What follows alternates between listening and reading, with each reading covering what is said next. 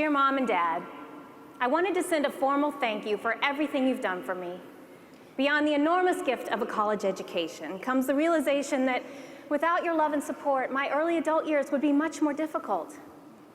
The independence you've instilled in me. Dearest Susanna, your mother and I stopped reading around the time you mentioned the word independence. We were just laughing too hard to continue. Considering your formal email was sent from a mere 10 feet down the hall, where you reside in our guest room/den, we will reserve congratulating ourselves on our parenting skills for another day. A day perhaps when we are helping you to move out. P.S. 28 is not early adulthood.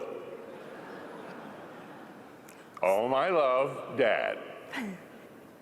Susanna, your father is awful. P.S. That room will always be my baby's bedroom. Dear Mom, his humor is an acquired taste. Agreed. Not to beat a dead horse, but don't you want your own apartment? Mom, I'm a millennial. We value experiences more than things. Why spend money on homes and cars when you can live more simply and with more flexibility? Yes, why spend money on cars and homes when you can live in your childhood home and use your parents' car?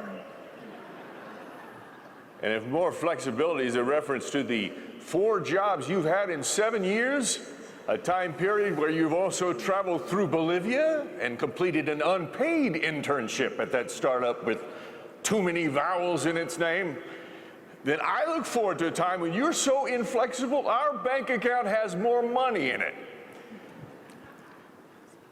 Your mother says to write, "We love you." We love you. Merry Christmas Eve day from rainy Seattle. I got the job. Long drive ahead, leaving now. Sweetheart, happy birthday, and congratulations on your new position. What's an emoji? I read an article about your new company, and it says that's what you make, do, sell.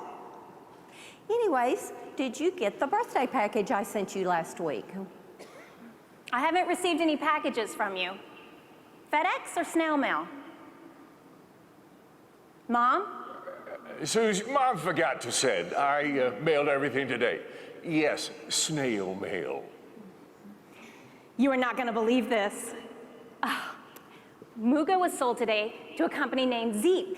And, well, since I have stock options, it looks like Jeff and I can finally get a down payment together for a house. Let me get this straight. A company with no discernible form of revenue was bought out by another company with no discernible form of revenue, and now you're suddenly able to buy a house? Congratulations. I worked with the same organization for 35 years, have a minuscule pension and a deflated 401k. Clearly not following my lead was a good decision. I'm proud of you, honey. Send our love to Jeff and the kids.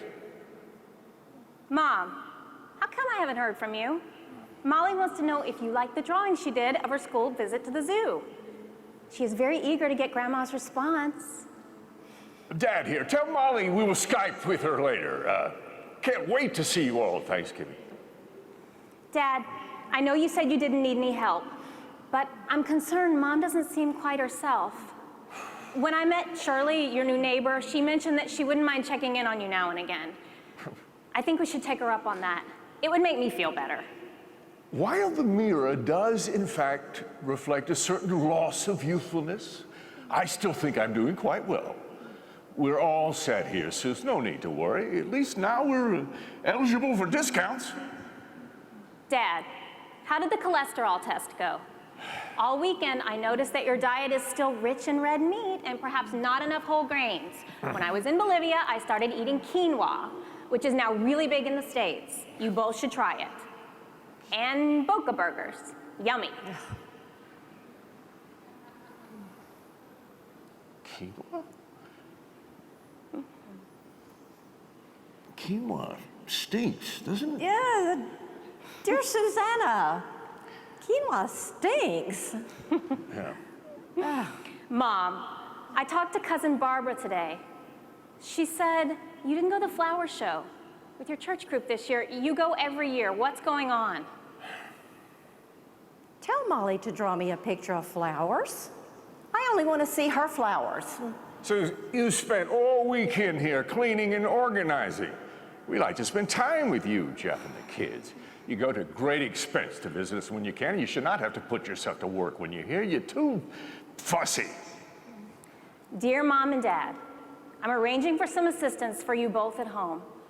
I spoke with the social worker in Dr. Kim's office. There's a lovely lady who will come and cook meals for the week and do some laundry and house cleaning.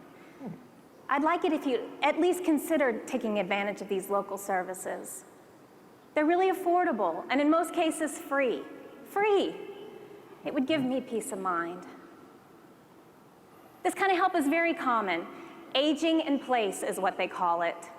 Some fascinating new technology too. New York Times link attached. Very interesting. Susanna, Anne-Marie was in fact lovely, but once your mother saw her starting to cook in her kitchen, using her pans and moving things around, the jig was up.